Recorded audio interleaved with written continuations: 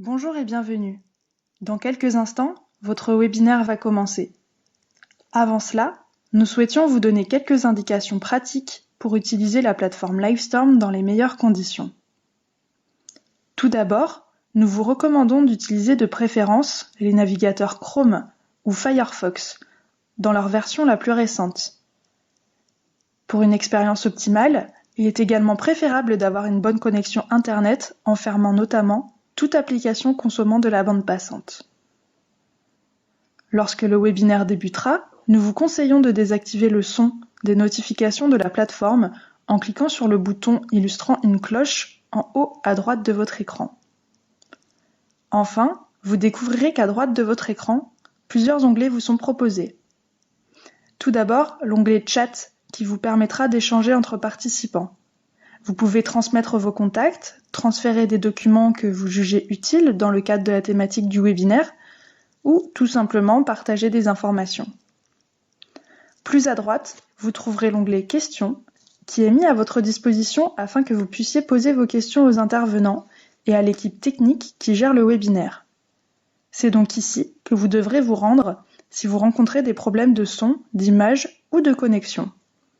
Bien sûr, les autres participants peuvent également répondre aux questions posées. Enfin, à la droite de cet onglet, vous découvrez l'onglet Sondage. Tout au long de l'intervention, l'animateur pourra utiliser cette fonctionnalité pour vous soumettre des quiz ou solliciter votre opinion sur un sujet. C'est ici que vous devrez vous rendre pour y répondre.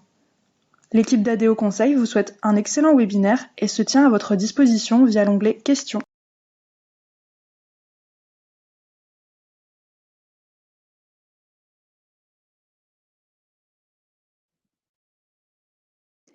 Bonjour et bienvenue pour ce webinaire national du FIP sur la thématique « Comment recruter des personnes en situation de handicap dans la fonction publique », un des nombreux webinaires proposés par le FIP dans le cadre de sa série « Handicap et emploi ».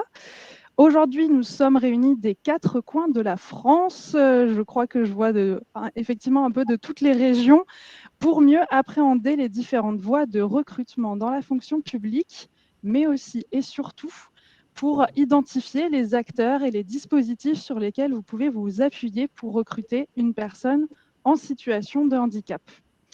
Alors moi, je suis Emeline Simondé. Si vous ne me connaissez pas, je suis coordinatrice et animatrice des Handipact Bretagne et Nouvelle-Aquitaine. À mes côtés se trouve Delphine Bellegarde-Rieux, directrice territoriale au handicap pour le FIP en région Bretagne et Pays de la Loire. Valérie Loric, directrice du Cap Emploi 56. Rachid Drif, directeur territorial du Pôle Emploi 35. Et Lénaïque Normand, responsable du dispositif Emploi Accompagné Bretagne. Alors, je vous montre leur nom, je vous montre aussi leur visage, voilà, pour qu'ils puissent vous faire un petit coucou. Nous serons ensemble pendant environ une heure et demie, et vous le verrez, nous vous inviterons tout au long du webinaire à interagir avec nous, que ce soit via le chat animé par ma collègue Tiffaine ou via des quiz dans l'onglet Sondage. Pour ceux qui connaissent cette plateforme Livestorm que nous avons déjà utilisée pour d'autres webinaires, il y a eu quelques modifications, notamment par rapport à la vidéo que vous avez eue de présentation. Maintenant, l'onglet sondage, l'onglet chat, l'onglet questions sont à droite en bas de votre écran au lieu de en haut à droite. Voilà, mais normalement, vous devrez pouvoir vous y retrouver. Et on va voir cela déjà avec une première question. Tout d'abord, je vais peut-être poser une question à Delphine avant de vous lancer sur le chat. Pour lancer ce webinaire, Delphine, je me tourne vers toi. En quoi cette thématique du recrutement des personnes en situation de handicap dans la fonction publique est un enjeu pour le FIP et les employeurs publics? Pourquoi ce webinaire aujourd'hui finalement? Alors, c'est en réponse en fait aux entretiens que je peux avoir avec les employeurs publics et que peuvent avoir mes homologues directeurs territoriaux au handicap pour le FIP-HFP auprès des employeurs publics au national, que ce soit en métropole ou en outre-mer. Lors de ces entretiens, en fait, les employeurs publics nous parlent systématiquement d'une problématique de la pyramide des âges. En effet, les agents dans la fonction publique avancent en âge. Il va y avoir de nombreux départs en retraite. pour l'ensemble des agents, mais particulièrement pour les agents bénéficiaires de l'obligation d'emploi, ce qui va faire fortement chuter le taux d'emploi direct dans la fonction publique si les employeurs publics ne relèvent pas le challenge de recruter directement des personnes en situation de handicap. Et c'est une vraie problématique pour eux. Ils ne savent pas comment faire et surtout, ils ont besoin d'être accompagnés. Donc, l'objet de ce webinaire est de montrer aux employeurs publics, nombreux présents aujourd'hui, qu'il y a des acteurs pour les accompagner sur l'ensemble du territoire national et outre-mer. Merci beaucoup Delphine pour cette première mise en contexte. On voit effectivement ce mot de challenge qui est apparu.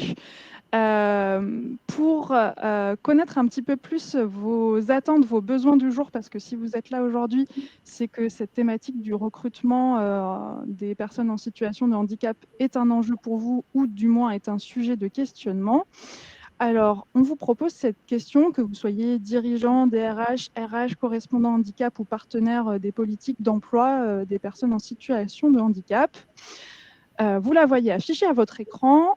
Pour vous, recruter une personne en situation de handicap, première option, vous aimeriez pouvoir le faire dans votre structure, mais ne savez pas exactement comment vous y prendre.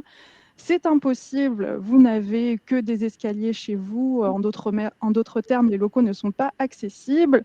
Vous pensez que l'équipe ne sera pas d'accord, ça les inquiète. Vous pensez que ça va coûter cher, ou enfin c'est inutile pour vous, vous avez déjà atteint le quota de 6%. Bien sûr, si vous n'avez pas la main sur la politique recrutement de votre établissement, notamment pour les partenaires présents aujourd'hui, nous serions intéressés de savoir à quelle réponse d'employeur vous vous confrontez le plus souvent lorsque vous parlez de recrutement de personnes en situation de handicap avec eux. Donc, vous pouvez vous positionner soit pour vous répondre, ou aussi vous positionner pour répondre en représentation des employeurs que vous rencontrez. Alors, pour répondre, je vous ai dit, ça a un peu bougé maintenant, c'est dans l'onglet sondage à droite en bas de votre écran. Je regarde les résultats et j'en profite pour voir si déjà on a un nombre suffisant de réponses. Je vous réaffiche la question en grand également. On n'a pas encore tous les participants qui ont répondu. Et je vais partager bientôt les résultats. Alors, je ne voudrais pas influencer. Je vous partage ceci. Allez, tout de suite. Je vous partage notamment aux intervenants aussi qui vont pouvoir réagir. Alors, on a en grande majorité, et ça tombe bien quand même, c'est l'objet du webinaire d'aujourd'hui, à 72%. Vous aimeriez pouvoir le faire dans votre structure, mais peut-être éventuellement vous avez des questions sur comment le faire. Vous êtes 11 et 11% sur les deux, sur l'équipe ne sera pas d'accord, ça les inquiète, ça va coûter cher. Les deux au même niveau. Enfin, on retrouve à 4%, c'est impossible, nous n'avons que des escaliers chez nous. Et enfin, 2% inutile chez nous, nous avons déjà atteint le quota de 6%. Alors Valérie, Rachid, Lénaïque, je me tourne vers vous suite à l'annonce de ces résultats. Quelles sont vos réactions? Est-ce que ça vous étonne, ou au contraire, ça ne vous surprend pas? Je veux bien intervenir, donc Valérie Loric. Non, pas vraiment surprise, parce qu'il y a encore beaucoup d'a priori par rapport aux personnes en situation de handicap. Donc, pour casser déjà un tabou, il faut savoir que l'accessibilité, et notamment des personnes en fauteuil roulant, représente moins de 2% des personnes qui accèdent à un emploi, et que la plupart des handicaps sont invisibles. Donc, ça veut dire qu'il n'y a pas de conditions particulières et d'adaptation spécifiques à faire pour accueillir une personne en situation de handicap. Merci beaucoup Valérie. Lénaïque, Rachid, est-ce que c'est également ce que vous constatez chez vous? Je veux bien dire un mot. Bonjour à toutes et à tous. D'abord, une satisfaction par rapport à la proportion de répondants qui souhaiteraient mettre en place une procédure de recrutement dans leur structure. Donc ça, c'est plutôt un satisfecit. Je ne doutais pas que la fonction publique était à la pointe sur le sujet. En tout cas, ça rentre bien dans ce que je pensais. Après, sur le sujet autour de l'équipe ne sera pas d'accord, cela les inquiète, effectivement. On peut avoir un sujet de préjugés qui, de mon point de vue, peut être parfaitement traité par un volontarisme managérial, ça c'est une première chose. Et deux, peut-être profiter de quelques quelques événements. On a la Semaine européenne du handicap, où on a le fameux Duo-D, qui est une expérience assez enrichissante quand on peut accueillir une personne en situation de handicap sur une journée, présenter son équipe, ses emplois. Et ça, c'est, de mon point de vue, un levier intéressant pour essayer de rompre, en tout cas de faire sauter un certain nombre de préjugés. Et puis la deuxième chose, on en parlera tout à l'heure, c'est qu'on a aussi des outils qui permettent de faire des immersions en entreprise pour des personnes en situation de handicap et de créer des conditions de relation, de travailler à des environnements plus inclusifs au sein de son organisation. Et ça, de mon point de vue, c'est des choses sur lesquelles on peut travailler et sur lesquelles on va revenir tout à l'heure. Super, merci beaucoup Rachid. On voit déjà quelques pistes qui émergent. Lénaïque, est-ce que vous aviez également des réactions Oui, alors bonjour. Je trouve que Valérie et Rachid, vous avez balayé déjà pas mal de choses. Je vous rejoins. Moi, je ne suis pas surprise pour les 72% sur le dispositif emploi accompagné. On a pu remarquer que les employeurs, privés comme publics, alors qu'on pouvait avoir, nous, des peurs ancrées en tant que travailleurs du médico-social qui ne soient pas accueillants, en fait, le sont, et volontaristes et accueillants. Et ça, je trouve que la réponse au sondage le marque bien. La question du handicap invisible et puis de la démystification nécessaire de tout ce que recouvre le champ du handicap reste néanmoins nécessaire. On a tous des peurs ancrées et puis parfois un peu inexplicables et pas très rationnelles. Et je crois aussi que le travail managérial et le type de support que nous, associations, on peut proposer aux employeurs peut être vraiment intéressant. Et puis peut-être pour juste évoquer les 2% de réponses concernant le quota de 6%. Plus que 6%, c'est drôlement bien aussi. En fait, on n'est pas du tout obligé de s'arrêter à 6%. Moi, j'ai la chance d'être dans une association où il y a 18% de personnel en situation de handicap. Et ma foi, c'est une petite fierté. Merci Lénaïque. Delphine, est-ce que tu souhaitais également apporter un complément sur les 6% aussi peut-être ou autre?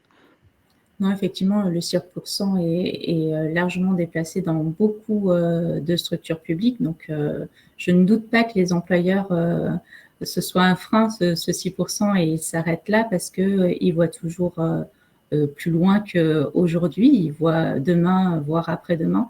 Et c'est ça qui est important aussi dans une politique RH inclusive, c'est d'anticiper au maximum. Et l'anticipation, on le verra dans les situations individuelle est aussi très importante. C'est ce que tu mettais en lumière, notamment à travers la pyramide des âges en introduction aussi. Donc, on va pouvoir y travailler. Alors, merci pour cette petite mise en bouche, notamment à travers ce quiz et ses réponses. Cette mise en bouche qui nous permet maintenant de passer au menu des réjouissances. Nous avons construit effectivement ce webinaire autour des 2 problématiques suivantes. Je suis un employeur public, je cherche à recruter une personne en situation de handicap. Premier point que nous souhaitons voir, c'est quelles sont les différentes possibilités d'intégration dans la fonction publique. Et ensuite, en deuxième partie, nous verrons quels acteurs et dispositifs peuvent accompagner les employeurs dans cette démarche. Commençons tout de suite avec finalement les voies de recrutement des personnes en situation de handicap dans la fonction publique. On y verra finalement quelles sont-elles, qu'elles ont de spécifique, quelles sont éventuellement les actualités à prendre en compte sur le sujet. Voilà, on va découvrir tout ça tout de suite, mais avant, quelques chiffres pour démontrer la force de frappe de la fonction publique en matière de recrutement. Je vous les affiche tout de suite. Tout d'abord, ce chiffre, la fonction publique, c'est 20% de l'emploi en France. C'est donc un employeur non négligeable. En matière d'emploi des personnes en situation de handicap, comme vous le savez, les employeurs publics ont les mêmes obligations que les employeurs privés, c'est-à-dire de compter au minimum 6% de personnes en situation de handicap dans leur effectif à partir de 20 agents. Mais Lénaïque et Delphine, vous nous le rappelez, on peut tout à fait dépasser ce taux. En 2020, ce taux d'emploi, il était de 5,58% dans la fonction publique. Juste pour le mettre en comparaison avec le privé, dans le privé, il est à 3,8%. En 2020 encore, plus de 30 000 recrutements concernaient des personnes en situation de handicap dans la fonction publique, exactement 32 229, ce qui est important de préciser peut-être, c'est que malgré la crise, ce nombre de recrutements a augmenté. Il a augmenté de 4% par rapport à 2019. Donc voilà, c'est une voie de progression qui continue. Toutefois, des efforts restent encore à parcourir et c'est bien pour cela que nous sommes ensemble ce matin. Avant de continuer sur les voies de recrutement, Delphine, je ne sais pas si tu souhaitais rajouter quelque chose sur ces chiffres. Non, effectivement, pour montrer la force de la fonction publique, c'est un actif sur 5 qui travaille dans la fonction publique. Donc, c'est un employeur important dans les 3 versants de la fonction publique, donc que ce soit l'État, l'hospitalière ou la territoriale. Il y a vraiment beaucoup de recrutements tous les ans et il va y en avoir de plus en plus avec la fameuse pyramide des âges dont je vous parlais tout à l'heure et qui est un enjeu important pour les employeurs publics. Merci beaucoup Delphine. Je vous partage, je vous l'ai promis, les voies de recrutement. Effectivement, on va les parcourir de manière synthétique. On va y passer quelques instants, mais toutefois, si vous souhaitez vraiment rentrer dans le détail de ces voies de recrutement, vraiment, vous voulez vraiment vous plonger à l'intérieur de chaque texte de loi, etc., on vous invite plutôt à visionner le replay, de rester avec nous, mais de visionner par la suite le replay du webinaire qui a été réalisé sur ce sujet et que Tiffaine va vous partager tout de suite sur le chat, puisqu'effectivement, là, il se consacre 2 heures pleinement sur ce sujet-là. Là, on va les rebalayer ensemble rapidement, mais on souhaitait mettre plutôt un coup de projecteur sur les acteurs et dispositifs. Toutefois, petit balayage, première voie de recrutement que nous souhaitions bien vous partager, c'est le recrutement par concours, bien sûr, à savoir qu'il existe plus de 3000 concours d'accès chaque année. En principe, tous les métiers de la fonction publique sont accessibles par concours. Ils garantissent l'égalité des chances et sont sans aucune limite d'âge. Alors concrètement, l'inscription au concours, elle s'effectue auprès de chaque administration organisatrice. Pour les personnes en situation de handicap, des aménagements des épreuves sont possibles, comme par exemple l'installation dans une salle spéciale, la mise à disposition d'un temps de composition majoré, le recours à un matériel spécifique ou à une assistance humaine. Enfin voilà, des aménagements sont possibles, mais pour cela, le candidat doit en faire la demande en amont et la décision revient au jury du concours. Ce recrutement par concours, c'est une voie d'accès de droit commun. On a juste cet aménagement effectivement possible, supplémentaire, qui est spécifique aux personnes en situation de handicap. Il existe également, et c'est la deuxième voie de recrutement que vous voyez là, une voie d'accès spécifique et dérogatoire réservée aux personnes en situation de handicap. C'est le contrat donnant vocation à titularisation. Il est permis par l'article 27 de la loi du 11 janvier 1984 pour la fonction publique d'État et la fonction publique hospitalière et l'article 38 de la loi du 26 janvier 1984 pour la fonction publique territoriale. C'est ce que vous voyez affiché en plus petit dessous. Concrètement, le candidat postule à une offre d'emploi et le recrutement se fait en contrat à durée déterminée, renouvelable une fois, généralement il dure 1 an. Et à l'issue de cette période contractuelle, l'agent est titularisé si son évaluation est positive. Bien sûr, ça concerne l'ensemble des catégories A, B ou C. Je m'arrête quelques instants, je regarde aussi s'il y a mais les intervenants qui souhaitent apporter des compléments, en tout cas, n'hésitez pas. Troisième voie au sein de la fonction publique, on parle souvent de la titularisation des fonctionnaires, mais il existe également la possibilité de passer par un recrutement direct. Avant, c'était possible que dans des cas de remplacement, de besoins ponctuels, de besoins très spécifiques auxquels il était difficile d'accéder par les fonctionnaires, notamment pour l'informatique, ou pour occuper un poste à temps partiel.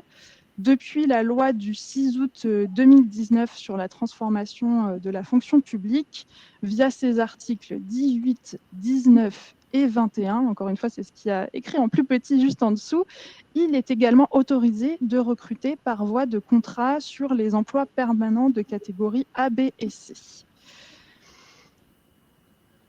Encore une fois, je regarde. Delphine, tu me dis si je dis des bêtises. Non, tout va bien, tout va bien. Super. Alors, je passe Au niveau en dessous, le contrat d'apprentissage, c'est une voie mobilisable supplémentaire pour recruter dans la fonction publique. Cette formation, elle se fait en alternance, elle dure de 14 à 48 mois maximum. Ce qui est spécifique, c'est que ces contrats sont accessibles aux personnes en situation de handicap à partir de 16 ans et sans limite d'âge, contrairement aux personnes qui ne sont pas en situation de handicap. La rémunération de l'indemnisation en tant qu'apprenti, elle est prise en charge à hauteur de 80% du salaire chargé par le FIP, entre autres aides. Il en existe d'autres, notamment sur les aménagements, etc. Bien sûr, pour en savoir plus, encore une fois, n'hésitez pas à consulter le replay du webinaire national. Il y en a un qui a été fait très récemment sur l'écosystème de l'apprentissage et qui permet également de rentrer encore plus en profondeur sur le sujet.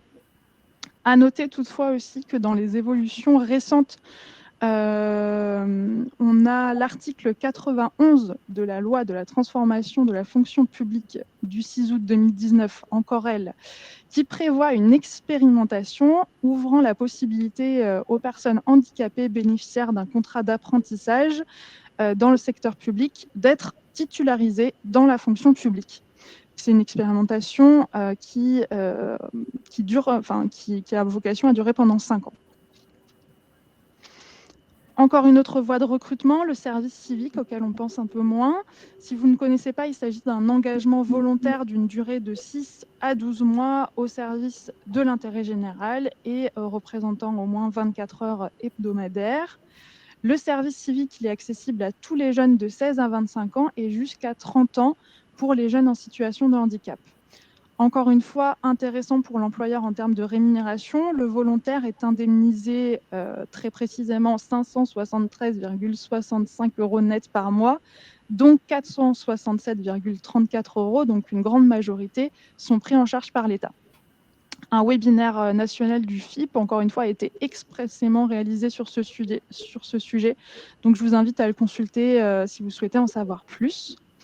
Enfin, 2 dernières voies de recrutement moins connues dans la fonction publique, le contrat parcours emploi compétences, mieux connu sous le nom PEC, le contrat PEC, anciennement CUI, CAE, et l'intérim. Pour ne pas tenir le crachoir, Valérie, Rachid, est-ce que éventuellement vous pouvez nous présenter ces 2 modalités en quelques mots ?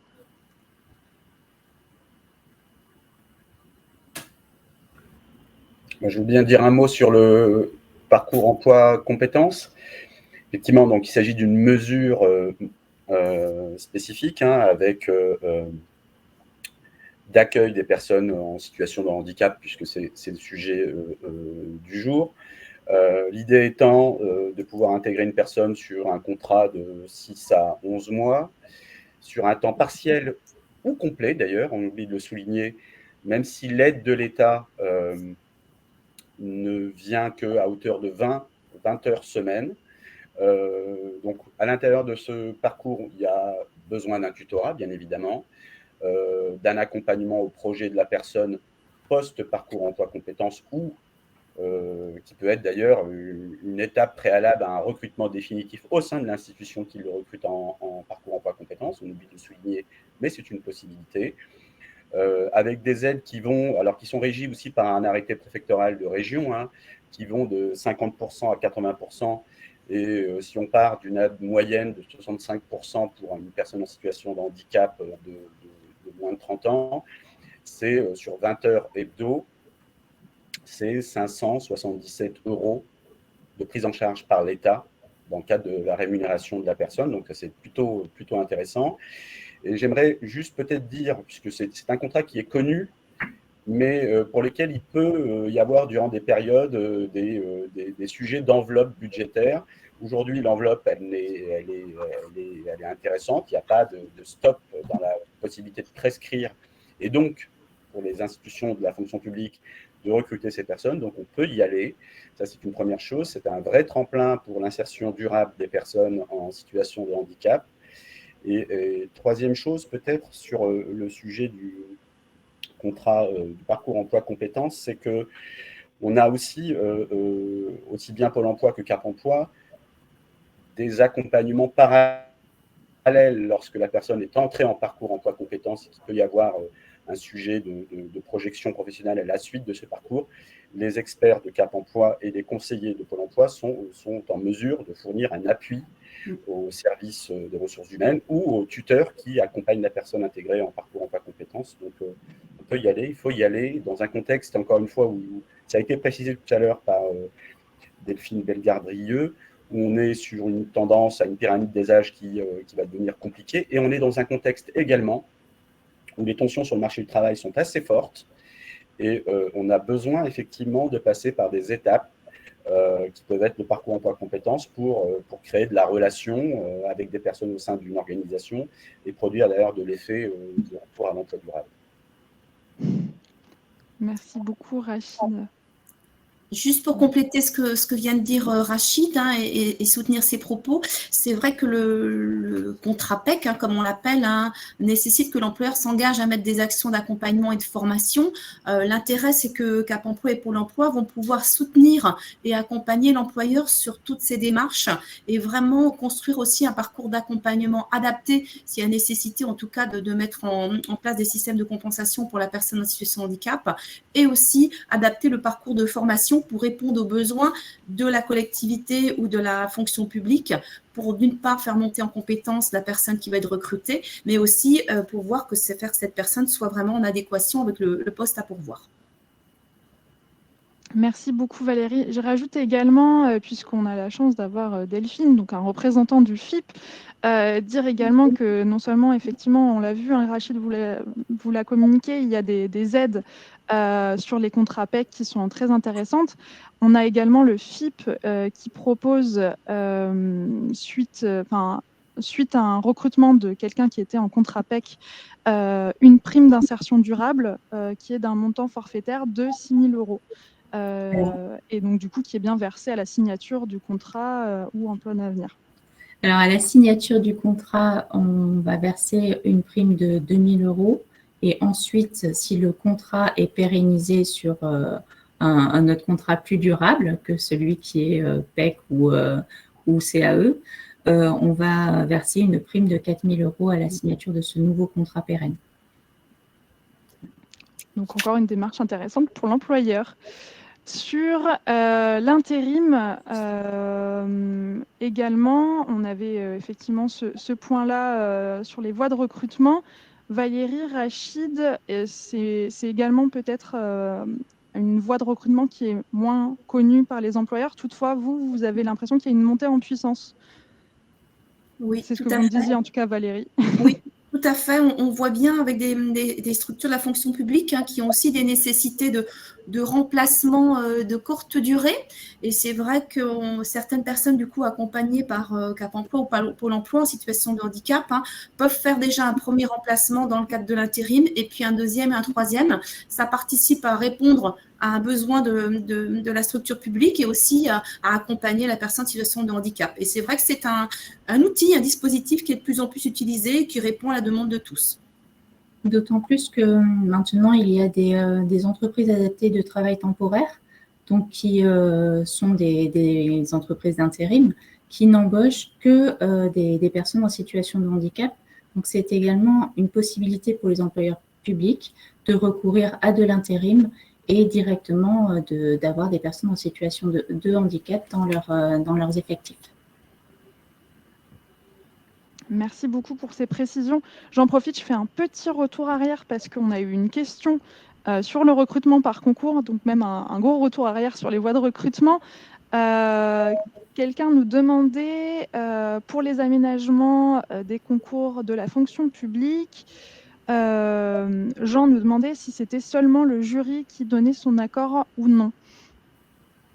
Ça dépend de l'organisation du concours, et donc c'est vraiment l'organisateur du concours qui a la main sur cette question-là.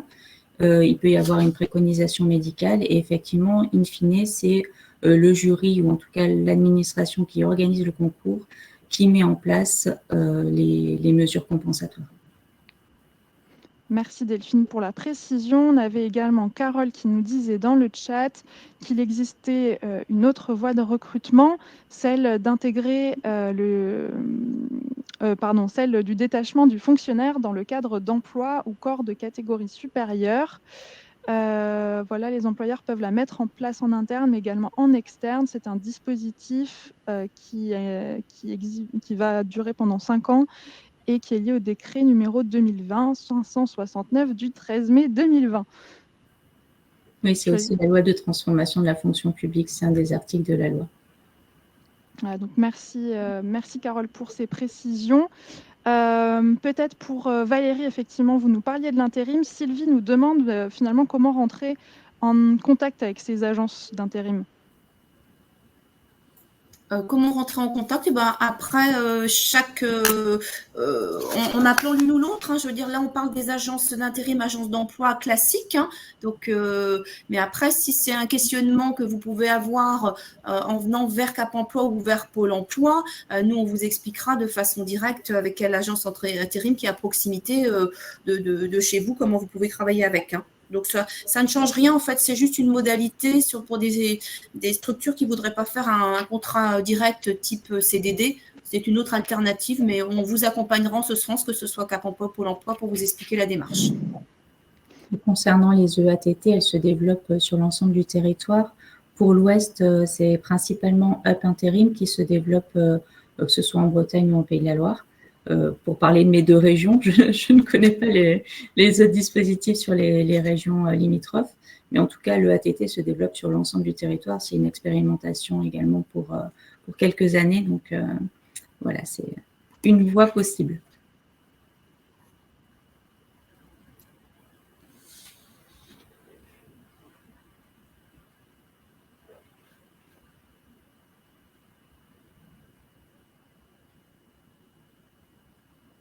Je ne vois plus Emeline. On a perdu Emeline. Mince, on a perdu notre étoile du berger. Dommage.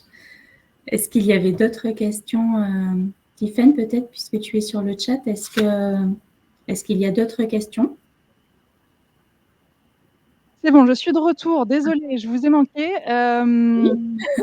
Je suppose.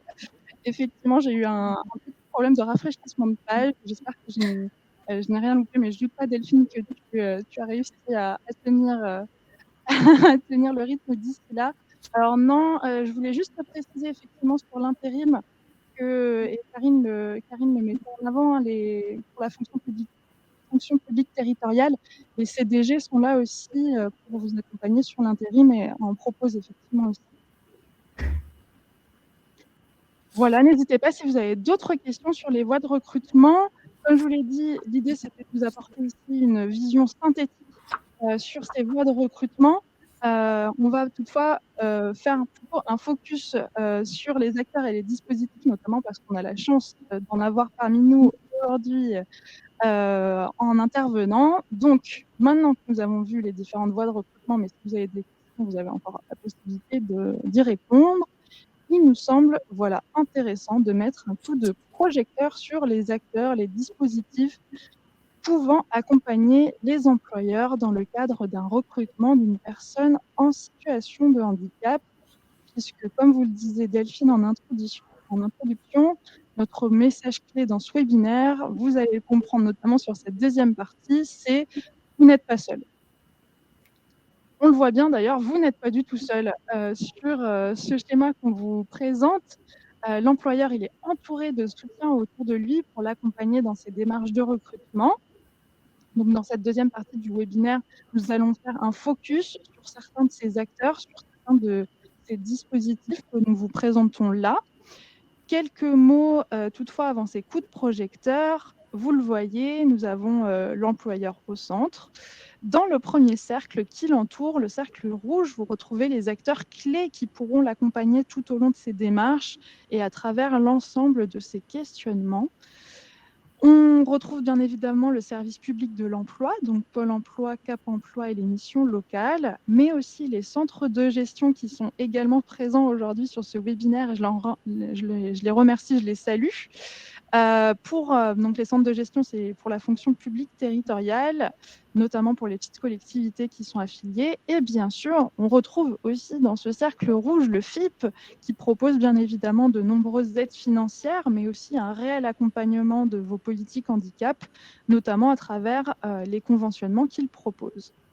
Et aussi la mise en réseau via les Handipacts dont tu fais partie, Amélie.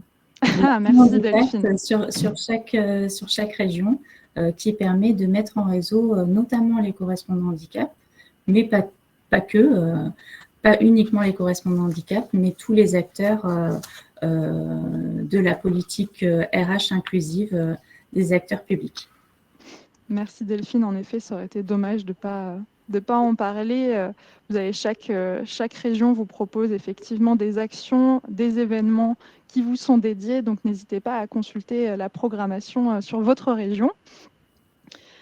Dans les autres cercles qu'on vous a mis, après ces premiers acteurs clés, vous retrouvez des acteurs plus spécifiques et des dispositifs pouvant être mis en place dans le cadre de vos démarches de recrutement.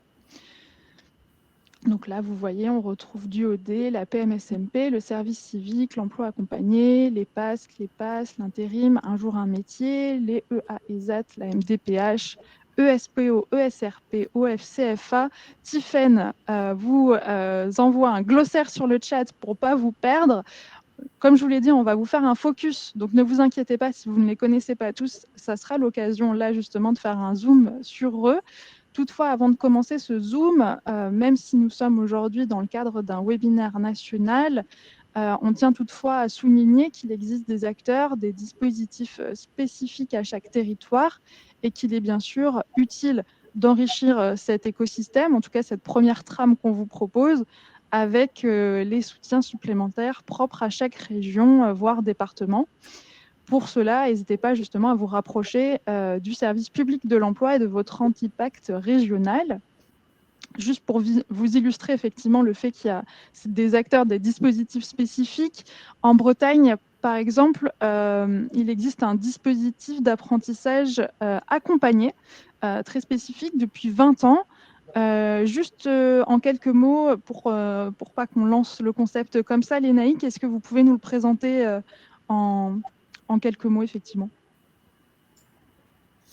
Alors oui, on a la chance en Bretagne d'avoir cette initiative-là qui est née il y a 20 ans, donc qui est une initiative très très cousine de l'emploi accompagné, mais ils ont pris un peu d'avance sur nous, et qui propose dans toute la promotion de l'apprentissage et de l'alternance globalement, un accompagnement, une médiation en fait triangulaire entre l'apprenti, l'employeur et le CFA. Aujourd'hui, avec la réforme de l'apprentissage et la dotation des CFA de référents handicap, la posture des médiateurs de l'apprentissage accompagné change un peu, mais ça reste une dynamique vraiment soutenante, notamment pour des jeunes. En Bretagne, c'est surtout des publics jeunes qui bénéficient de ce projet-là, et qui permet d'être étayé pendant la durée de son apprentissage, d'avoir un professionnel qui va jouer la coordination, qui va permettre justement les différentes strates que vous venez de présenter, Emeline, entre le bleu clair, le bleu foncé et le rouge, une vraie porosité, et puis un accompagnement en amont des fois, avec une prépa apprentissage, et après, en faisant relais vers les dispositifs opérationnels tels que l'emploi accompagné ou d'autres types de dispositifs. Merci beaucoup Lénaïque. Donc vous voyez, il existe bien des acteurs, des dispositifs très spécifiques sur chaque territoire qui mènent aussi ses propres expérimentations. On a aussi tout le tissu associatif, bien sûr. Donc n'hésitez pas à enrichir. J'en profite aussi pour vous dire que le support vous sera transmis à la suite de ce webinaire ainsi que le replay. Donc n'hésitez pas à en profiter pour l'enrichir de votre côté. Commençons notre zoom sur les acteurs clés du coup venant en soutien des employeurs avec Pôle emploi et Cap emploi. On a la chance d'en avoir 2 représentants aujourd'hui. Mais avant qu'ils nous présentent chacun leur structure, on ne pouvait pas faire l'impasse sur quelques mots sur le rapprochement qui s'opère entre ces 2 acteurs. On parle désormais de lieux uniques d'accompagnement. Rachid, est-ce que vous pouvez nous en dire un peu plus ? Oui, peut-être avant de rentrer dans le lieu unique d'accompagnement, rappeler en fait les 2-3 éléments de constat qui ont produit ce lieu unique d'accompagnement. C'est dire d'abord que la situation des personnes en situation, la situation du chômage des personnes en situation de handicap est très défavorable. Donc 36% des actifs en situation de handicap sont en emploi, quand en moyenne nationale des personnes actives, on est à 65%. Donc on est vraiment sur un creuset important. La deuxième chose, c'est qu'on a un chômage de longue durée pour les personnes en situation de handicap qui est plus important que la moyenne des demandeurs d'emploi. Et la troisième chose en termes de constat, c'est qu'on a des ruptures de parcours assez dramatiques en termes de conséquences pour les personnes en situation de handicap. Partant de ce constat, un certain nombre de parties, dont le gouvernement, l'État, les parties prenantes que sont Cap Emploi, Pôle Emploi, ont souhaité développer 3-4 ambitions fortes. La première, c'est d'améliorer l'accès et le retour à l'emploi des personnes en situation de handicap, de construire une offre de services commune en s'appuyant sur l'expertise des conseillers Cap Emploi et celle de Pôle Emploi pour développer des solutions adaptées, un, aux demandeurs d'emploi, deux, aux employeurs dans le cadre de leur projet de recrutement. Et puis, on avait un sujet également dans ce lieu unique d'accompagnement, c'est de développer des partenariats forts avec les acteurs qui travaillent déjà autour du handicap. Bien évidemment, c'est le FIPH, la GFIP, des acteurs comme des structures qui endossent l'emploi accompagné, les MDPH. Donc, traduire ce lieu unique d'accompagnement en un écosystème dans les territoires qui va produire de l'effet pour les personnes en situation de handicap.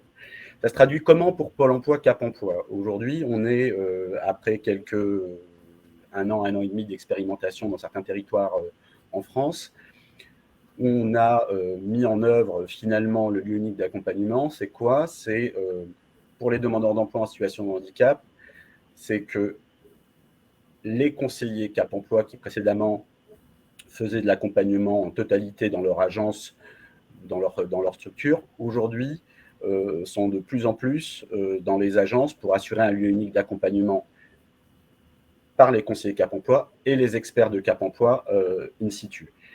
Ça, c'est une première chose. Et deux, de travailler en synergie, en complémentarité de services entre la prise pour les employeurs de leurs besoins de recrutement, d'apporter des solutions en apportant les compétences des travailleurs en situation de handicap et d'aller jusqu'au maintien dans l'emploi en s'appuyant sur l'expertise d'appui, d'aménagement, enfin tout ce qui existe aujourd'hui pour améliorer, pour réduire, ou en tout cas pour prendre en charge le besoin de compensation des personnes en situation de handicap. En France, on est sur un processus aujourd'hui de généralisation. Donc finalement, tous les territoires sont sur une dynamique de construction d'une offre de services intégrée pour les demandeurs d'emploi en situation de handicap et pour les entreprises. L'Ille-et-Vilaine, le département où j'interviens, a expérimenté depuis maintenant 1 an et demi cette démarche. Elle produit quoi en termes de valeur ajoutée? C'est d'abord un lieu unique, donc éviter la dispersion, du partage d'expertise entre les conseillers Cap Emploi et les conseillers Pôle Emploi pour produire des diagnostics de meilleure qualité pour les personnes en situation de handicap et donc, par voie de conséquence, des solutions plus adaptées aux personnes pour le retour à l'emploi, leur entrée en formation, leur accession notamment à des parcours emploi compétences sur des postes aménagés en s'appuyant sur les différents dispositifs existants. On est sur une dynamique assez co-constructive, on va dire comme ça, entre les deux réseaux.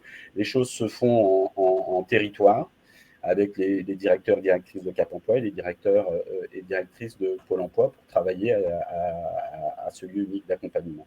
Voilà pour faire rapide ce qu'est le lieu unique d'accompagnement. Donc c'est une nouveauté pour les deux réseaux, mais c'est une nouveauté qui a vocation à produire de l'effet autour du retour à l'emploi des personnes en situation de handicap et d'apporter des solutions de compétences pour les employeurs en s'appuyant sur les compétences des demandeurs d'emploi en situation de handicap.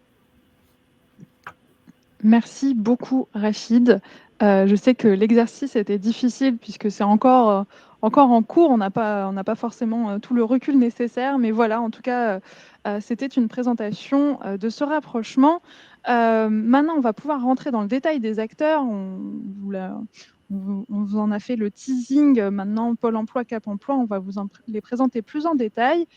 Toutefois, petit quiz pour vous avant de les introduire à nouveau. Là, je vous invite à vous rendre dans l'onglet du coup sondage à droite en bas de votre écran désormais. Selon vous, Pôle emploi n'accompagne pas les personnes en situation de handicap. Est-ce que cette affirmation, est-ce qu'elle est vraie ou est-ce qu'elle est fausse? Je vous laisse le temps de la réflexion pour y répondre et ensuite je partagerai les résultats à Rachid qui pourra nous apporter la réponse à cette question et en profiter eh bien, justement pour nous préciser quel soutien précisément Pôle emploi peut apporter aux employeurs souhaitant recruter des personnes en situation de handicap. J'en profite pour laisser le temps encore un petit peu, mais j'ai l'impression qu'on a quand même une tendance forte sur une réponse. J'ai l'impression que ça se stabilise. Alors, je vous partage, Rachid. On a 92% des personnes qui se positionnent sur le faux. Toutefois, on a quelques personnes, 8%, qui se positionnent sur le vrai. Alors, Rachid, qu'en est-il? Et voilà, c'est l'occasion également pour vous présenter. Donc, je suis ravi du résultat. Oui, effectivement, c'est aussi l'objet du lieu unique d'accompagnement. Oui, Pôle emploi fait de l'accompagnement de tous les demandeurs d'emploi et donc, par conséquent, les demandeurs d'emploi en situation de handicap.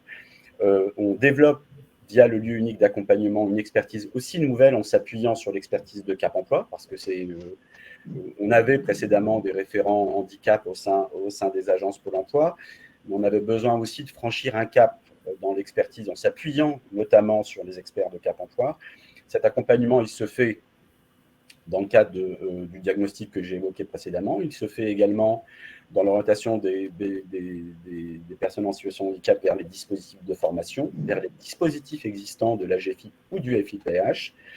Et puis, il s'appuie sur une dynamique qu'on souhaite encore renforcer avec les Cap emploi, c'est de produire de l'accompagnement jusqu'au niveau entreprise en s'appuyant sur les dispositifs existants, en s'appuyant sur l'adaptation des postes, en s'appuyant sur des relations de confiance avec les employeurs pour inclure des personnes en situation de handicap. Donc, nous accompagnons. Il nous reste encore des efforts à produire parce que les résultats, les constats que j'ai listés, ils sont quand même assez importants. Mais on met en œuvre aujourd'hui des dispositifs pour développer l'inclusion des personnes en situation de handicap et on renforce encore nos dispositifs. Merci Rachid. Alors justement, maintenant qu'on sait qu'effectivement Pôle emploi s'occupe bien aussi des personnes en situation de handicap, si je suis un employeur public qui souhaite recruter une personne en situation de handicap, qu'est-ce que Pôle emploi peut me proposer en termes d'accompagnement? Concrètement, quel service Alors, plusieurs choses. Encore une fois, en lien avec les conseillers Cap emploi qui sont dans le lieu unique d'accompagnement. D'abord, on peut aider à la formalisation du besoin de compétences par l'employeur. Donc, en développant, je veux dire comme ça, la marque employeur, le contenu du poste. Et puis, on peut même aller jusqu'à diffuser l'offre en s'appuyant sur un critère qui est celui à compétence égale, une priorité sera donnée aux personnes en situation de handicap. Ça, c'est un dispositif, en tout cas, c'est une modalité de diffusion d'offres qu'on ne fait pas assez, mais qui existe. Donc, on peut parfaitement développer avec l'employeur si on est sur une démarche une volonté d'intégrer une personne en situation de handicap. Ça, c'est une première chose. Deux, bien évidemment, avec les conseillers Cap emploi, on peut aller rechercher les compétences des demandeurs d'emploi en situation de handicap pour pouvoir postuler et développer les opportunités d'emploi existantes pour les employeurs qui offrent des emplois. On peut mettre en place des mesures dites en amont, soit d'immersion en entreprise, soit de formation préalable au recrutement, qui permettent d'adapter au mieux la personne au poste qui est proposé. Et puis, encore une fois, en s'appuyant sur les aides du FIPH et sur la capacité d'expertise des conseillers Cap Emploi, aller jusqu'à une étude de poste et un aménagement de poste et un suivi pendant le recrutement, c'est-à-dire dès lors que la personne est salariée. Donc finalement, on a une gamme de services assez importante qui peuvent être sollicités. Merci beaucoup. J'en profite. J'avais pas diffusé votre nom pour vous présenter. Donc, je l'avais dit, hein, mais comme ça, vous l'avez bien affiché. Rachid Drive, directeur territorial du Pôle emploi 35. C'est l'occasion pour vous de lui poser toutes les questions qui vous traversent par la tête sur Pôle emploi et sur l'accompagnement qu'il peut proposer dans le cadre d'un recrutement d'une personne en situation de handicap. Je vois Daniel justement poser une question. Une offre d'emploi déposée à Pôle emploi peut-elle être réservée exclusivement à un bénéficiaire de l'obligation d'emploi? Alors, c'est pas comme ça que je l'ai décrit tout à l'heure, mais en revanche, on peut la diffuser en indiquant que dans l'offre, qu'il y aura à compétences égales un regard plus qu'attentif, c'est-à-dire une priorité qui sera faite au recrutement d'une personne en situation de handicap. Ça, c'est une première chose. En revanche, on peut aussi, en s'appuyant sur l'échange qu'on va avoir avec le conseiller Cap Emploi et le conseiller Pôle emploi, la possibilité d'aller faire du sourcing exclusivement sur ces profils-là pour pouvoir apporter des compétences des personnes en situation de handicap.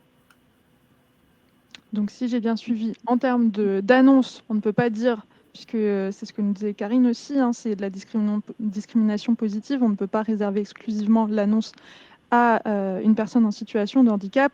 Toutefois, si c'est bien communiqué dans toutes les annonces d'emploi relatives à l'entreprise, s'il y a bien marqué que le poste est ouvert aux personnes en situation de handicap, ça fonctionne. C'est bien comme ça, hein, je regarde les autres intervenants. C'est exactement ça. Et à charge, après, pour l'employeur, dans le cadre de son approche de discrimination positive, si on peut le dire comme ça, de recruter plutôt vers le sourcing qui sera fait vers les personnes en situation de handicap.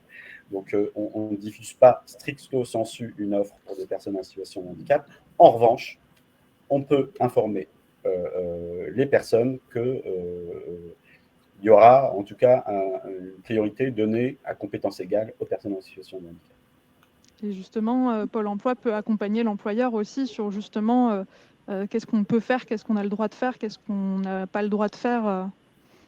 Tout à fait. Effectivement, on a un sujet parce que sur ce point-là, donc on peut fournir les éléments par voie d'échange avec son conseiller entreprise sur les territoires ou en s'appuyant sur les éléments qu'on peut avoir sur Pôle emploi.fr où on a les éléments d'information. Mais effectivement, on peut accompagner jusqu'à un niveau de ce qui relève de la légalité de diffusion d'offres, le cadre légal du contenu des offres.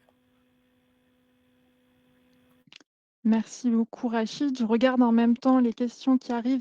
Il y a dans l'onglet questions des sujets très particuliers sur certains territoires. Alors je me permets, je ne vais pas y répondre. Il faudra vous orienter autour plutôt du handipact régional pour répondre à la question. On ne pourra pas s'intéresser à chaque localité. J'ai pas l'impression qu'il y a des questions supplémentaires pour Pôle emploi pour l'instant. En attendant, je diffuse cette slide puisqu'on peut se poser la question, maintenant qu'on vous a vendu tout ce que Pôle emploi et donc du coup Cap emploi via le lieu unique d'accompagnement peut vous proposer, bien comment les contacter? Rachid, vous nous donnez la démarche. Alors, il y a deux modalités, enfin il y en a trois. Vous pouvez vous rendre dans une agence Pôle emploi, puisqu'il y a quand même 800 agences en France, donc on doit pouvoir trouver une agence à proximité. La deuxième modalité, c'est de faire le 3995. Donc là, vous allez tomber directement sur une équipe entreprise de votre territoire.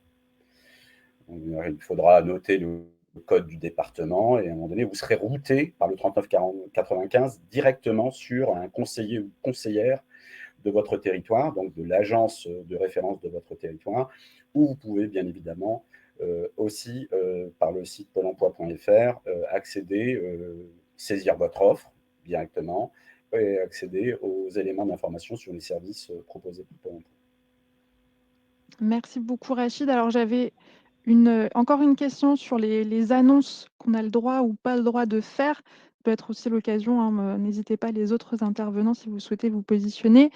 Solène nous demande, lorsque l'on a des financements uniquement pour des apprentis bénéficiaires de l'obligation d'emploi, est-il possible d'afficher clairement cela ou c'est aussi en dehors de la légalité?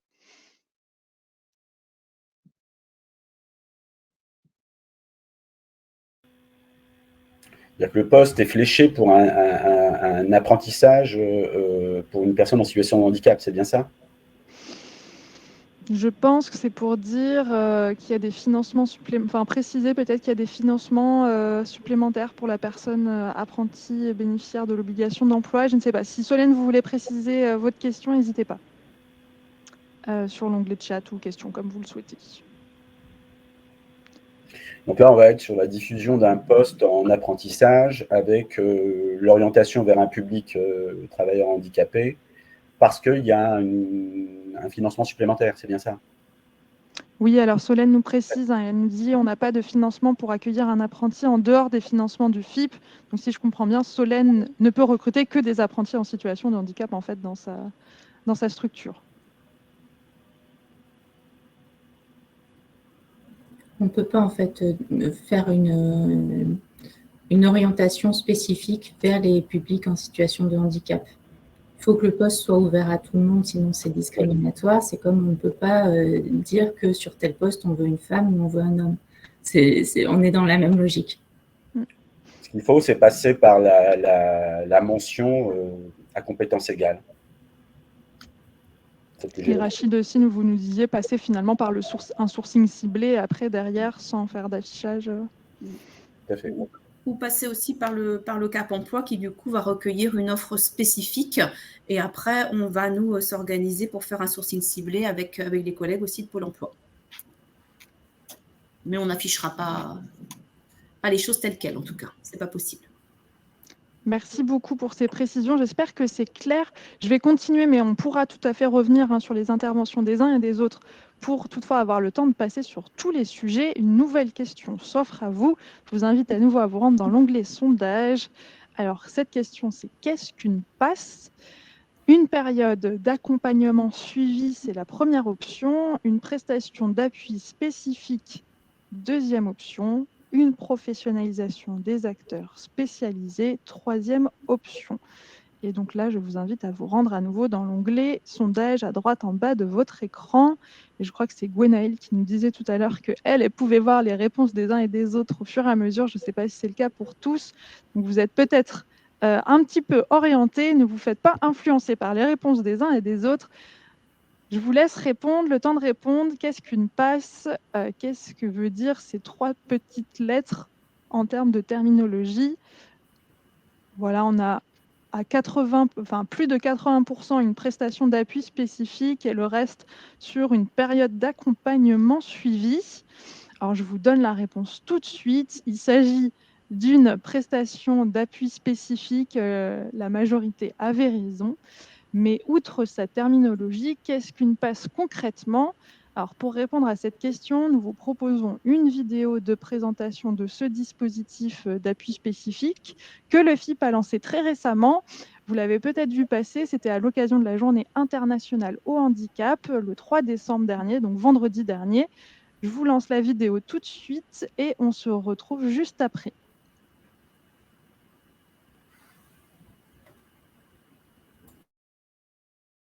Les prestations d'appui spécifiques, PASS, et les études préalables à l'aménagement et à l'adaptation des situations de travail, EPAST, c'est quoi? Une prestation d'appui spécifique permet d'identifier plus clairement les conséquences du handicap au regard de l'activité professionnelle de la personne, ainsi que les moyens de compensation adaptés. Elle consiste en l'intervention d'un expert spécialisé sur une typologie de handicap en appui au travail d'accompagnement déjà en place. Les expertises couvrent 6 grandes typologies de handicap: visuel, auditif, moteur, mental, psychique et cognitif.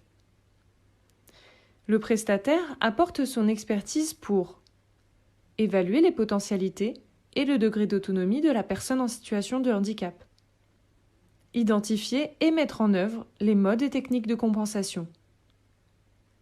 Apporter des conseils à l'employeur et ou à l'organisme de formation. Mener une action de sensibilisation. Les PASS peuvent être mobilisés à tout moment du parcours professionnel, dès la construction du projet, à l'arrivée en emploi ou en formation, dans le suivi dans l'emploi et ou le maintien.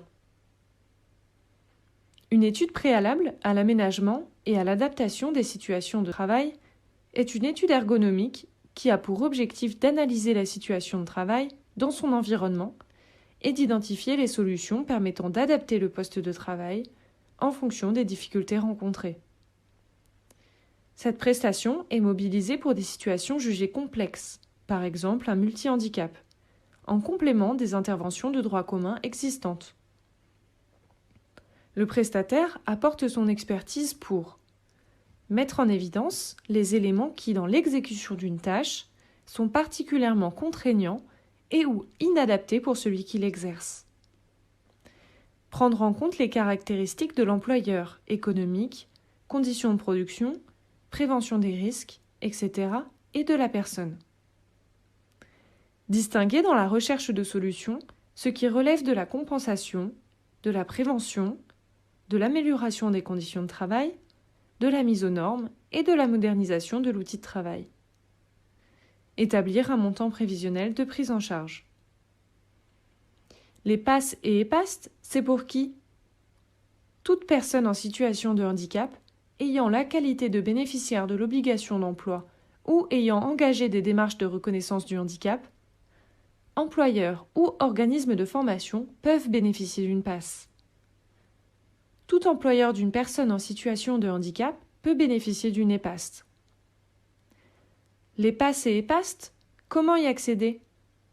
Elles sont mobilisables par les prescripteurs suivants: le service public de l'emploi, Cap Emploi, Pôle Emploi et Mission Locale, les employeurs publics ayant signé une convention avec le FIP, les centres de gestion de la fonction publique territoriale ayant signé une convention avec le FIP, les directeurs territoriaux au handicap du FIP. Ces prestations sont gratuites pour l'employeur. Elles sont directement financées par le FIPHFP sans avoir à effectuer d'avance de frais. Pour toute information, consultez le site du FIPHFP et son catalogue d'interventions précisant toutes les modalités des aides disponibles. Cette vidéo vous a été proposée par le Fonds pour l'insertion des personnes handicapées dans la fonction publique, le FIP.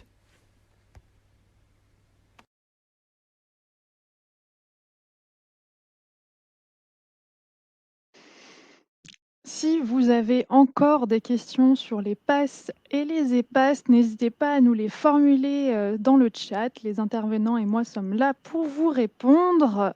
En attendant, nous continuons nos coups de projecteur sur les acteurs et dispositifs clés en soutien des employeurs dans le recrutement, avec cette fois-ci une question sur Cap Emploi. Et si vous avez bien suivi la vidéo, normalement, vous ne devriez pas avoir de difficulté à y répondre. Voici la question.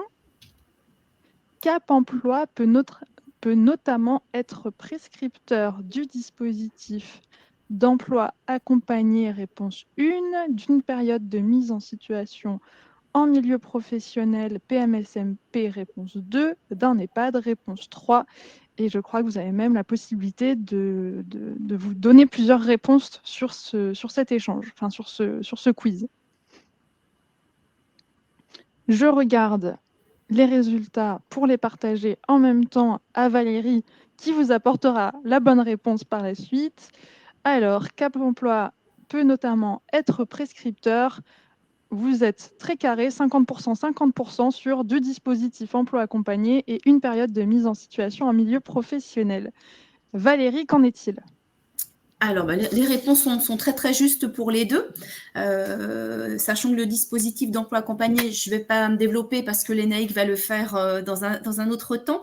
Je vais parler plutôt de la PMSMP, donc la période de stage en fait qui est possible, qui est un outil, un bel outil qui est à la main donc des Cap Emploi, des personnes en situation de handicap, des demandeurs d'emploi. Et vous, employeur, c'est l'occasion donc d'accueillir une personne en situation de handicap handicap dans votre entreprise, soit pour que la personne découvre un nouveau métier, ou soit aller jusqu'au bout et identifier les compétences en amont d'un recrutement, par exemple.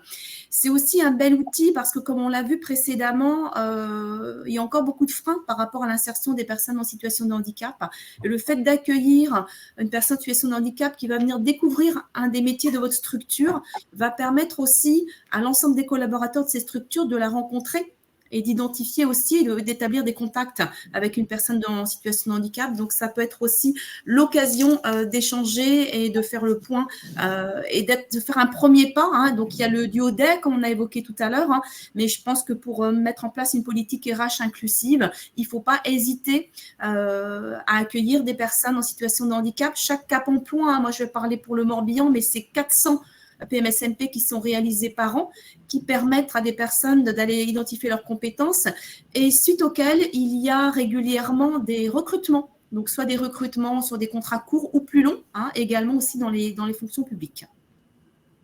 Merci beaucoup Valérie. J'en profite parce que j'ai vu des questions depuis la vidéo et depuis ce qu'on s'est dit tout à l'heure. Quelqu'un nous demandait, mais vous allez pouvoir y répondre Valérie, puisque Cap Emploi est prescripteur des passes. Quels sont les experts qui réalisent les passes ?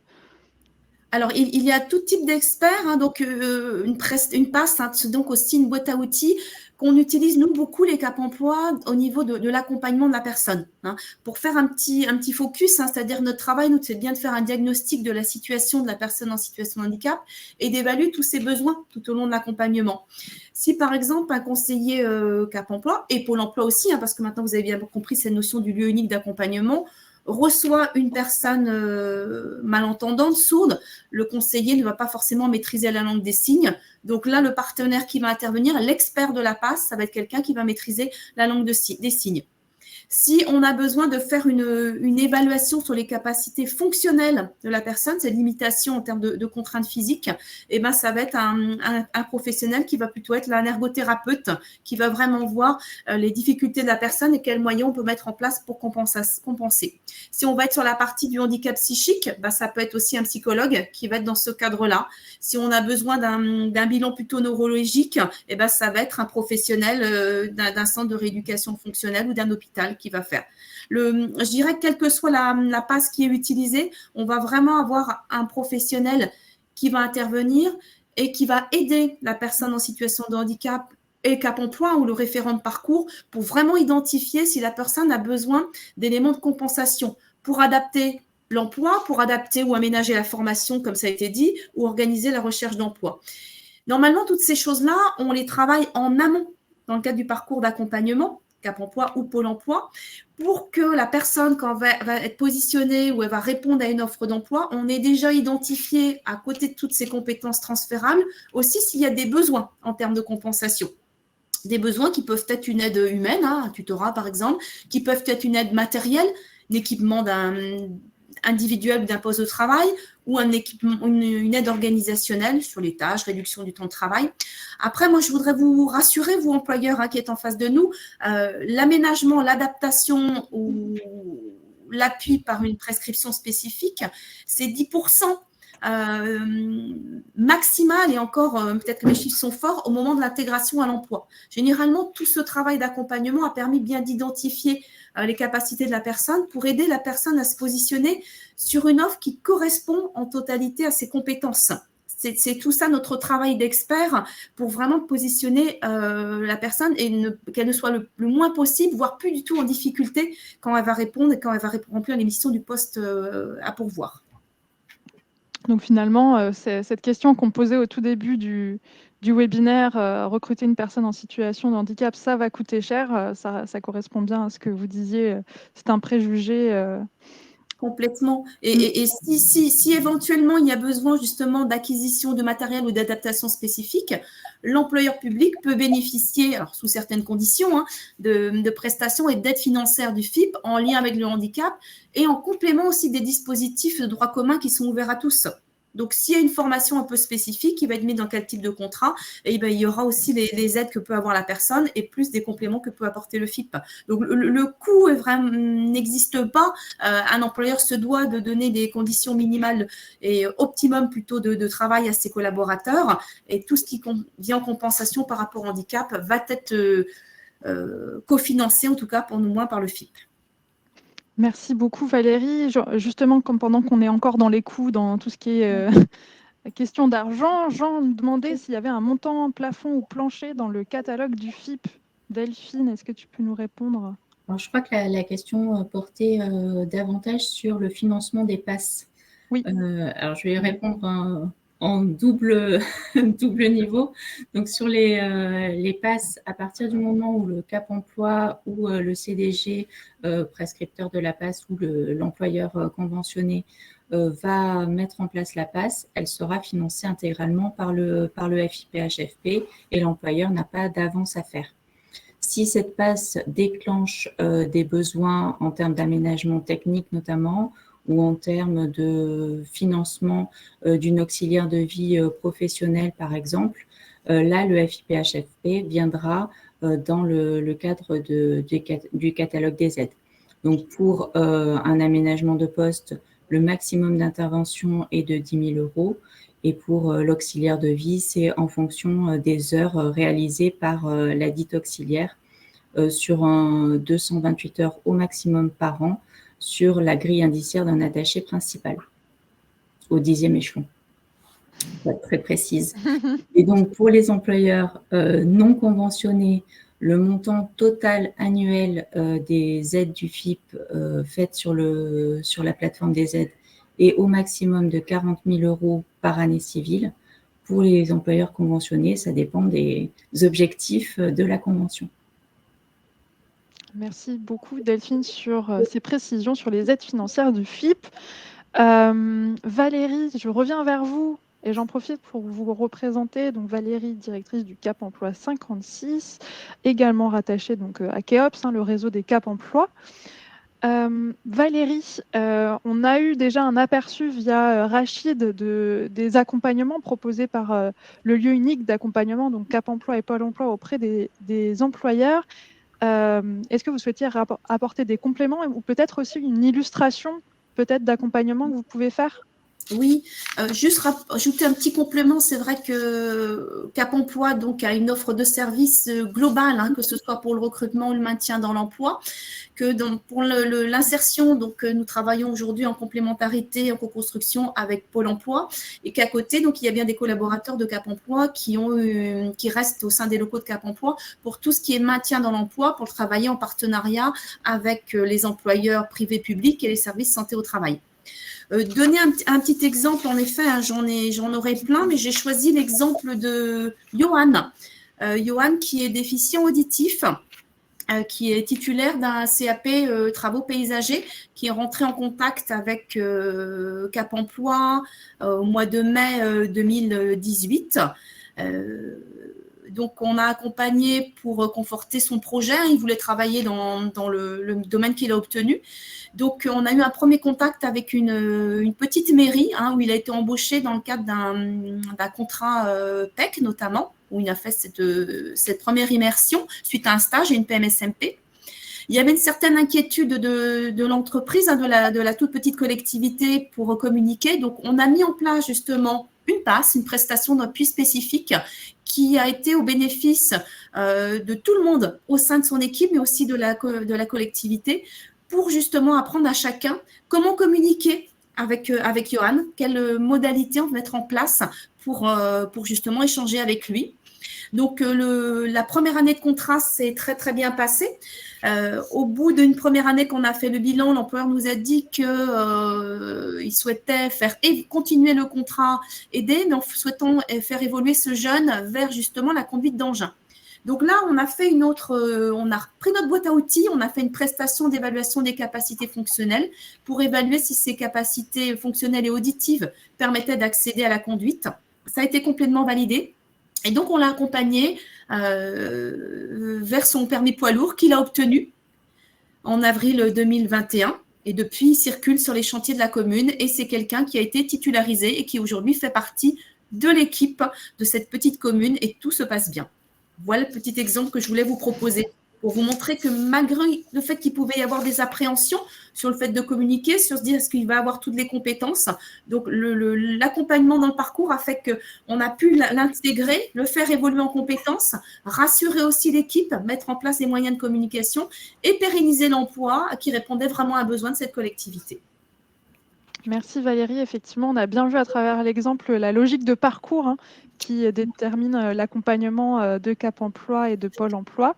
Je vous partage ici, Tiffaine vous les a partagés également, comment contacter Cap Emploi ou retrouver leurs contacts. En tout cas, vous avez une magnifique carte interactive sur le site Keops que Tiffaine vous a partagé le lien direct. Donc, n'hésitez pas à le consulter pour voir vraiment quels sont les contacts dédiés sur votre territoire.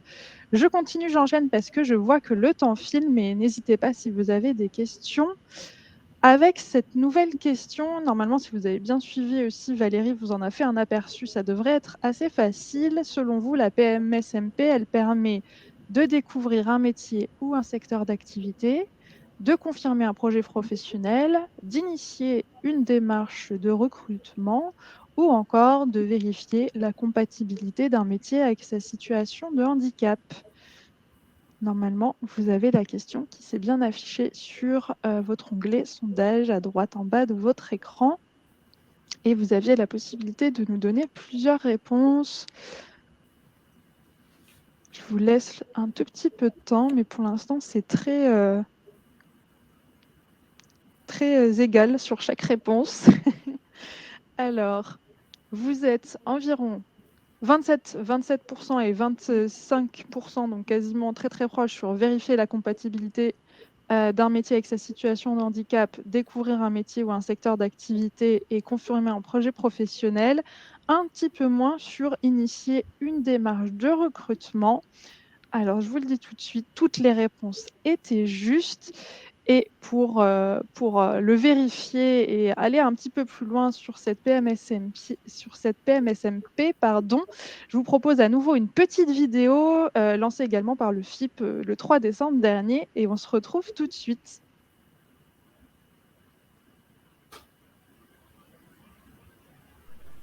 La période de mise en situation en milieu professionnel, PMSMP, c'est quoi ?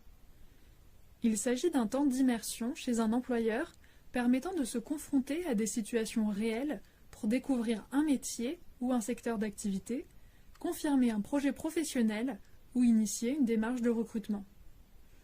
Pour une personne handicapée, elle est également l'occasion de vérifier la compatibilité d'un métier avec sa situation de handicap. La PMSMP peut durer d'un jour à un mois, renouvelable maximum un mois, en continu ou en discontinu. Durant cette période, le bénéficiaire est accompagné par un tuteur appartenant à la structure accueillante chargé de l'informer, le guider et l'évaluer. La PMSMP ne se substitue ni à la période d'essai, ni à une période de travail, ni à une période de formation. La PMSMP, c'est pour qui ? Les PMSMP sont ouvertes à toute personne faisant l'objet d'un accompagnement social et ou professionnel personnalisé, quel que soit son statut, son âge ou le cadre de l'accompagnement. Il peut ainsi s'agir de demandeurs d'emploi, de jeunes en demande d'insertion, de travailleurs d'IAE, insertion par l'activité économique, d'ESAT, établissements et services d'aide par le travail, ou d'entreprises adaptées, ou encore de salariés menacés d'inaptitude. Pour les agents de la fonction publique inaptes aux fonctions de leur grade, il existe un autre dispositif, la période de préparation au reclassement, PPR. Pendant la PMSMP, le bénéficiaire n'est pas employé par la structure d'accueil et il n'est pas rémunéré par elle. Il conserve le statut, le régime d'indemnisation ou la rémunération dont il bénéficiait initialement. S'il est salarié, il retrouve son poste de travail à l'issue de la période. Si le bénéficiaire est une personne en situation de handicap, la structure accueillante peut le comptabiliser dans son effectif BOETH, bénéficiaire de l'obligation d'emploi des travailleurs handicapés. La PMSMP, comment en bénéficier? La PMSMP est prescrite par le service public de l'emploi, Pôle emploi, Cap emploi, mission locale, et par les structures d'insertion par l'activité économique, à l'exception des entreprises de travail temporaire d'insertion. Concrètement, elles font l'objet d'une convention, matérialisée par un formulaire CERFA, conclu entre le bénéficiaire, la structure d'accueil et le prescripteur. Peuvent être ajoutées la structure d'accompagnement, si différente du prescripteur, et l'employeur, si le bénéficiaire est salarié. Une assurance responsabilité civile est intégrée dans ce cadre. Pour retrouver les contacts des prescripteurs de votre territoire, rendez-vous sur le catalogue des acteurs locaux du handipact de votre région. Cette vidéo vous a été proposée par le Fonds d'insertion pour les personnes handicapées dans la fonction publique, le FIP. Encore une fois, si vous avez des questions sur ce dispositif, n'hésitez pas à utiliser le chat. Je passe sur la question suivante, sur le dispositif d'emploi accompagné. Ça sera de notre dernier coup de projecteur pour ce matin. Alors, pour cela, je vous invite à vous rendre dans l'onglet sondage. C'est ce quiz, le dispositif emploi accompagné. Selon vous, il permet de bénéficier d'un accompagnement sans durée prédéterminée, d'un accompagnement individualisé porté par un conseiller unique, d'un accompagnement de l'employeur et du collectif de travail, ou enfin d'un soutien intensif à l'emploi. Vous avez la possibilité de nous donner plusieurs réponses pour cette question. Et encore une fois, si vous voyez les pourcentages s'afficher au fur et à mesure, ne vous faites pas influencer. Et Lénaïque nous donnera ensuite la réponse et ça sera l'occasion pour elle de nous présenter un petit peu plus le dispositif emploi accompagné et comment il peut être mobilisé justement dans une démarche de recrutement d'une personne en situation de handicap dans la fonction publique. Alors Lénaïque, je vous partage les résultats.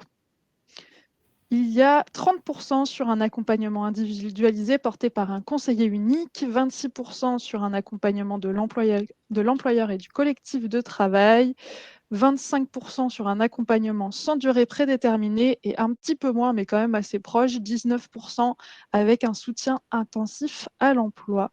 Qu'en est-il? Eh bien, en fait, toutes les réponses sont bonnes, mais elles sont pas seulement bonnes, elles sont aussi concomitantes. On va dire, c'est les 4 grandes caractéristiques qui définissent l'emploi accompagné en France aujourd'hui. C'est un dispositif qui existe depuis 2016.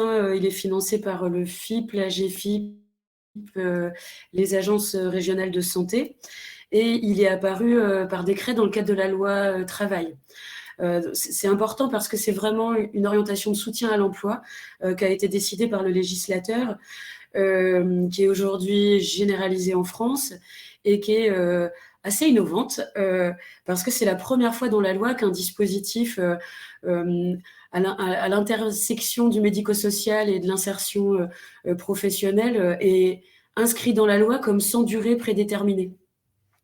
Pour les institutions et pour le médico-social, c'est un ovni à traiter ces dernières années, mais c'est une réelle opportunité proposée aux personnes bénéficiaires d'une RQTH qui souhaitent être accompagnées vers et dans l'emploi. Ce qui est un peu à l'image des prestations d'appui spécifiques, c'est un dispositif qui peut intervenir à quelques moments que ce soit du parcours de la personne, qui peut être travailleur d'ESAT, qui peut être demandeur d'emploi, qui peut être agent dans les fonctions publiques ou salarié dans le privé, qui ne se substitue pas aux activités, aux actions de soutien de Cap emploi ou d'autres dispositifs, mais qui a vocation à vraiment être activé en subsidiarité. De manière un peu caricaturale, quelqu'un qui aurait déjà épuisé à peu près tous les dispositifs existants, fait 52 stages, obtenu 38 entretiens de recrutement et qui n'obtiendrait jamais le poste, plutôt que de le renvoyer dans des dispositifs qui vont le réentraîner, l'emploi accompagné, l'enjeu, c'est d'accéder de manière directe à l'emploi. C'est une logique qui s'appelle le place and train, et donc qui cherche à mobiliser l'accès et le rétablissement par l'employeur en accès direct et sans réentraînement préalable. Donc, ça ne correspond pas à toutes les personnalités. Aujourd'hui, il y a une politique de formation en direction des personnes en situation de handicap qui est super intéressante. Donc voilà, c'est important de le savoir dans le cadre de l'emploi accompagné. Il y a des dispositifs aujourd'hui absolument partout en France. Les FIP et les Handipact sont des interlocuteurs fiables pour que vous soyez orientés vers eux. C'est bien un dispositif qui est mobilisable à la demande de la personne. L'employeur peut pas mobiliser l'emploi accompagné, il peut inciter, alerter, informer, mais on est bien dans une logique d'autodétermination et de soutien à la personne. Cela étant, et ce qui est intéressant pour vous, employeurs, c'est que c'est un dispositif qui s'adresse aussi à vous. C'est-à-dire qu'une fois que la personne, idéalement, a trouvé un contrat, le conseiller unique emploi accompagné, qui peut s'appeler aussi job coach dans certaines régions, va vous proposer un soutien qui peut être un soutien. On a une boîte à outils de couteau suisse qui peut aller de la simple présence, de la sensibilisation du collectif de travail à la mobilisation de partenaires experts. Voilà, l'enjeu, c'est de proposer une présence dans la durée, qu'elle soit courte ou longue, en fait. On peut être réactif plusieurs fois dans la semaine, et ce, techniquement, sur plusieurs années, en fait. Voilà, pour vous donner peut-être les grandes lignes du dispositif, peut-être dire qu'il se structure aujourd'hui en plateforme départementale sous l'impulsion de la politique nationale, et que c'est là où c'est intéressant, parce que au-delà du service support que l'emploi accompagné peut vous proposer, vous avez un rôle à jouer hyper important dans la synergie qu'on cherche sur les territoires avec vous. Le médico-social a toujours eu un petit peu peur du monde de l'emploi, de l'entreprise, les employeurs aussi parfois. Et du coup, on se rend compte que voilà, à travers ces propositions-là d'emploi accompagné, il fleurit de très très belles, réponses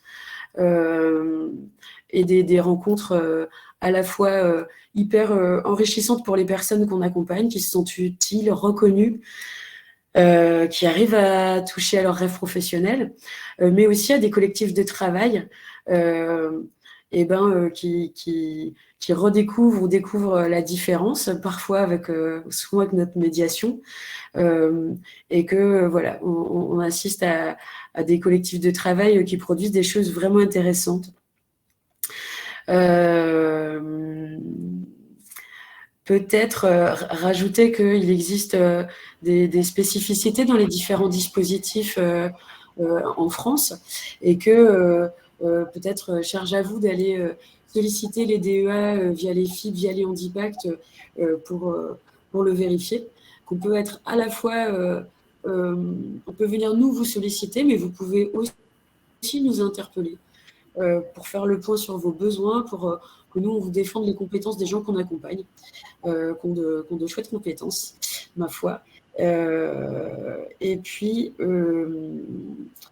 les étayer, en fait, les étayer dans tout leur parcours en se plaçant à l'endroit où vous ne serez pas à l'aise, ou bien où il y a un besoin pour la personne.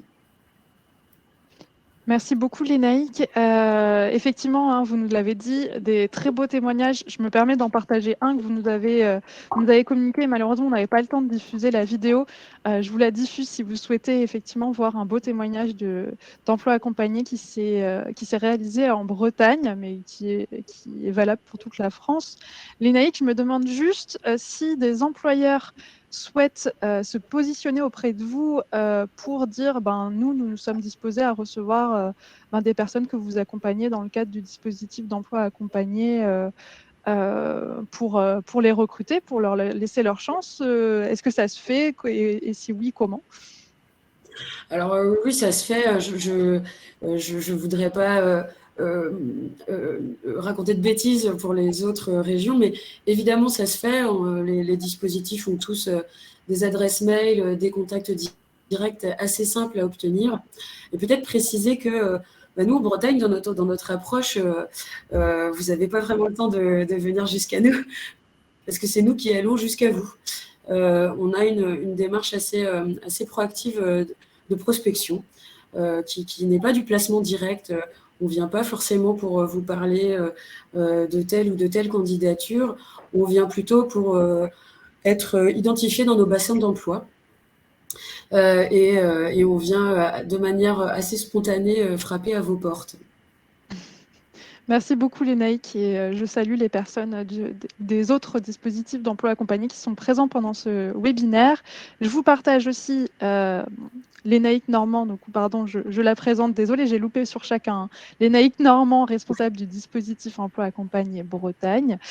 Et ce que je voulais vous partager également, c'était ça. Si vous souhaitez en savoir plus sur le dispositif d'emploi accompagné, vous avez ce site de référence emploi-accompagné.fr. Et comme vous le disiez, Lénaïque, bien sûr, vous pouvez vous rapprocher de vos handipacts pour avoir les contacts des prestataires dispositifs emploi accompagné. Notamment, vous pouvez les retrouver normalement dans le catalogue des acteurs locaux du handipact de votre région. Je vois qu'il y a eu pas mal aussi d'interactions sur le chat. Je ne reviens pas sur tout puisqu'il est midi pile. Je vous partage cette slide déjà pour vous dire un grand merci d'avoir été présent parmi nous pendant ce webinaire, d'avoir suivi jusqu'au bout. Sachez qu'il y a un prochain webinaire national sur l'offre de services du dispositif d'emploi accompagné. Justement, ça tombe bien si vous souhaitez en savoir plus en janvier 2022. Ces webinaires nationaux, ils s'inscrivent dans une série, on vous l'a dit, les webinaires handicap et emploi du FIP. Vous pouvez tout à fait visionner les précédents en replay, vous inscrire au suivant sur le site du FIP directement. Tiffany va vous partager le lien pour retrouver tous les replays et les prochains événements à venir. On vous a partagé également un court questionnaire d'évaluation qui nous est nécessaire pour continuer à progresser sur ces webinaires et également savoir pour l'année à venir ce qui vous intéresserait de parcourir ensemble sur des formats webinaires, classes virtuelles, vidéos, etc. Je laisse peut-être un petit mot de la fin à chacun de mes intervenants également et les remercie chaleureusement.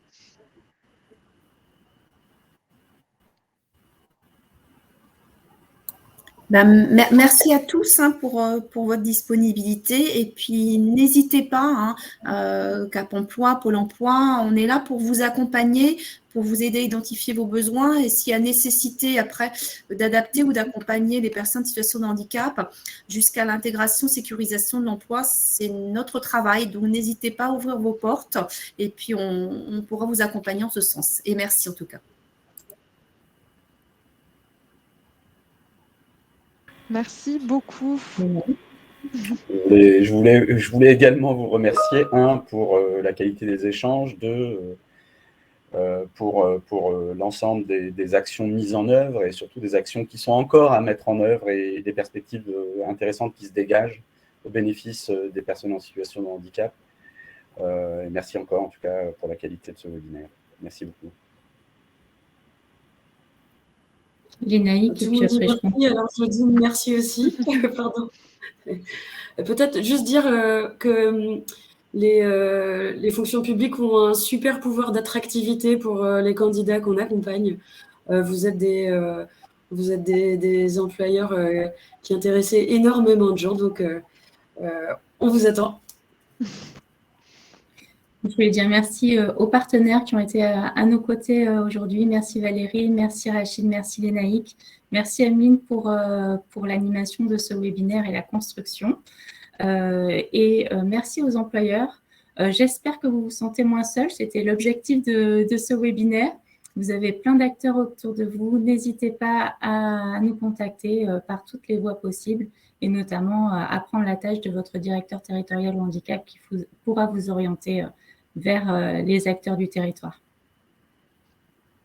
Merci beaucoup à tous. Encore un grand merci à tous, à tous les intervenants, à tous les participants. Je vous dis à très bientôt sur des prochaines actions Handipact, sur des prochaines actions FIP. Très bon appétit à vous, très bonne journée.